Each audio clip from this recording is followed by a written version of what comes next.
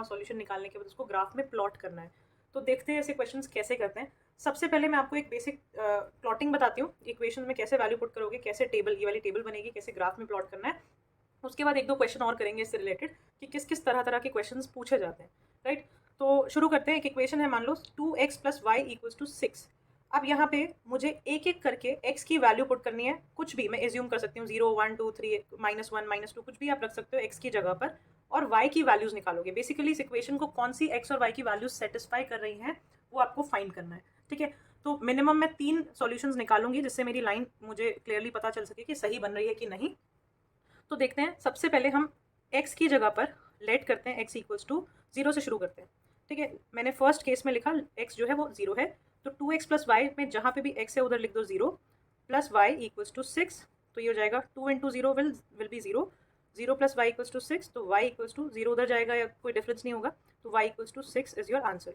तो एक सॉल्यूशन तो क्या हुआ, अगर मैंने x को 0 रखा तो y आया 6, ठीक है। इस फर्स्ट सॉल्यूशन को हम x1 और y1 बोल सकते हैं, सेकंड आएगा उसको हम x2 और y2 बोलेंगे, थर्ड आएगा वो x3 और y3 होगा, ठीक है।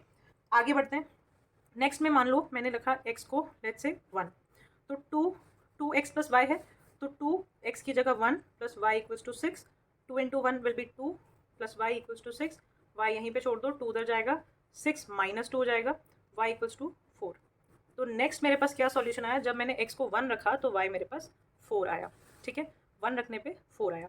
नेक्स्ट देखते हैं, अब लेट x = 2। इजी नंबर्स रखो, कोई दिक्कत नहीं है, सॉल्यूशन आपका आसान होगा, गलती नहीं करोगे आप।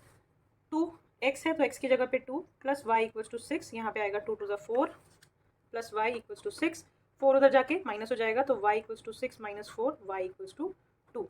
तो जब मैंने x को 2 रखा तो y 2 आया, तो x को जब मैंने 2 रखा तो y भी 2 आया, ठीक है। अब इसी चीज़ को कैसे प्लॉट करोगे, तो इधर मैं प्लॉट करके दिखाती हूँ। लेट्स से स्केल से करना आप लोग, ये x एक्सिस है, ये y एक्सिस है, इसमें हम पॉइंट्स बना लेते हैं। Let's say 1 2 3 4 5 and 6 equal distance पे बनाना है, ठीक है। -1 -2 -3 -4, ऐसे ही इधर 1 2 3 4, इसको थोड़ा एक्सटेंड करते हैं, 5 एंड 6, इसी तरह से -1 -2 -3 -4। अब देखते हैं क्या करना है। जो आपने टेबल बनाई है इसके एक एक कोऑर्डिनेट्स को देखो और यहाँ पे प्लॉट करो।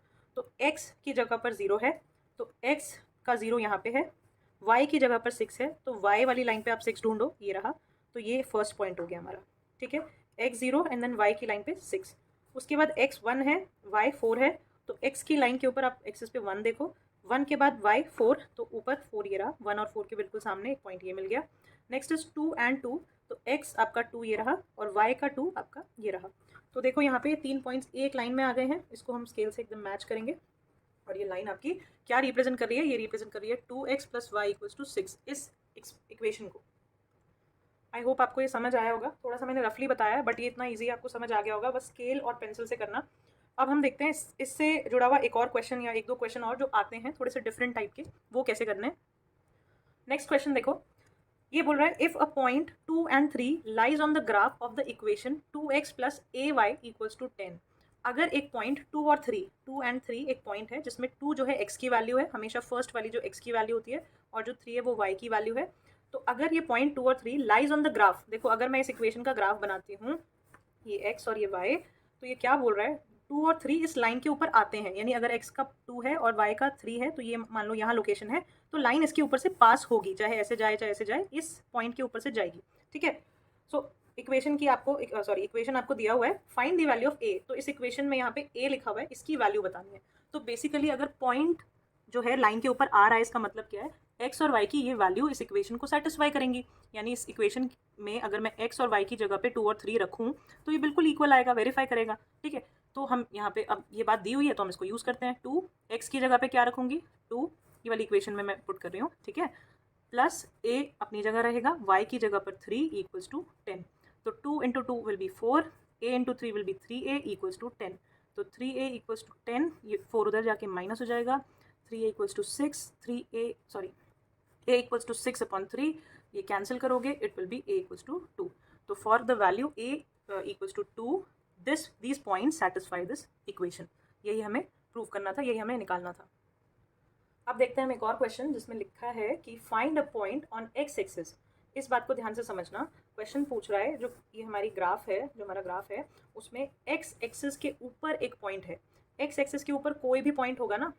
चलो पहले मैं क्वेश्चन पूरा पढ़ती हूँ। Find a point on X axis from where graph of linear equation this will pass. यानी कि अगर मैं इस इक्वेशन का ग्राफ बनाऊंगी, मान लो वो ऐसे बनता है, तो आपको एक पॉइंट बताना है जो एक्स एक्सिस से कहाँ पे पास करेगा, यानी कि एक्स एक्सिस को किधर टच करेगा, उस पॉइंट का नाम बताना है। तो हमेशा याद रखना, जब भी कोई लाइन अगर किसी एक्सिस को टच करती है तो उसके दूसरी वाली एक्सिस का पॉइंट या कोऑर्डिनेट जीरो होता है। ठीक है, जैसे मान लो ये एक्स इस पॉइंट पे टच कर रही है, तो यहाँ पे y जो है वो जीरो होगा। y x की कोई वैल्यू होगी जहाँ पे x को टच करिए, मान लो ये 1 है, ये 2 है, तो x 2 होगा तो y जीरो होगा। ठीक है, क्योंकि इस एक्सिस के ऊपर पॉइंट आ रहा है तो यहाँ पे y तो जीरो है ना, राइट। अगर ऐसे ही मान लो ये y एक्सिस है, y एक्सिस के ऊपर से कोई लाइन जा रही है और यहाँ टच कर रही है, तो इस केस में x जीरो होगा आपका। क्यों? क्योंकि यहाँ पे y का मान लो 1 2 एंड 3, ये 3 है, तो x जीरो होगा, तो ये पॉइंट होगा 0 एंड 3। ये बात ध्यान से समझना, जब भी किसी पॉइंट पे एक लाइन कट करती है तो जिस एक्सिस पे कट करती है उसकी ऑपोजिट वाली एक्सिस जीरो होती है, राइट। अब इसी चीज़ को ध्यान में रखते हुए देखो, find a point on X axis, आपको एक्स एक्सिस के ऊपर एक पॉइंट बताना है। तो इस केस में y जो है आपका जीरो है, वो बोल रहा है y तो जीरो रहेगा, एक्स एक्सिस कहाँ पे कट करेगा वो बताना है। फिर from where the graph of linear equation this will pass, pass मतलब जहाँ से वो जाएगा, गुजरेगा, राइट। तो अब इससे मुझे क्या समझ आया कि y तो जीरो दिया हुआ है, x की वैल्यू हमें निकालनी है, तो कोऑर्डिनेट मिल जाएगा पूरा। ठीक है, तो देखते हैं 2x equals to 1 minus 5y है, तो 2x equals to 1 minus y की जगह रख दो zero, 2x equals to 1 minus zero, 2x equals to ये आ जाएगा 1, x को यहीं छोड़ दो, 2 उधर जाएगा तो मल्टीप्लाई हो रहा है उधर, उधर जाके डिवाइड हो जाएगा 1/2। तो x की वैल्यू 1/2 होगी, यानी हाफ होगी जब y जीरो होगा। तो हाफ पे ये कहीं ना कहीं कुछ ग्राफ ऐसे बनेगा। लेट्स से मैं आपको फिर से बना के दिखाती हूँ। ये आपका 1 है, ये 2 है, ये 1 2, तो ये कुछ ग्राफ आपका हाफ से पास होगा, यहाँ से इस तरह से। ठीक है, ये इस पॉइंट से पास होगा, तो यहाँ पे हाफ और जीरो ये वैल्यू होगी कोऑर्डिनेट की। आई होप ये क्वेश्चन समझ आया होगा। ये चैप्टर बहुत ही आसान है, इसके क्वेश्चंस प्रैक्टिस करना, देखना आपको खुद ही समझ आएगा।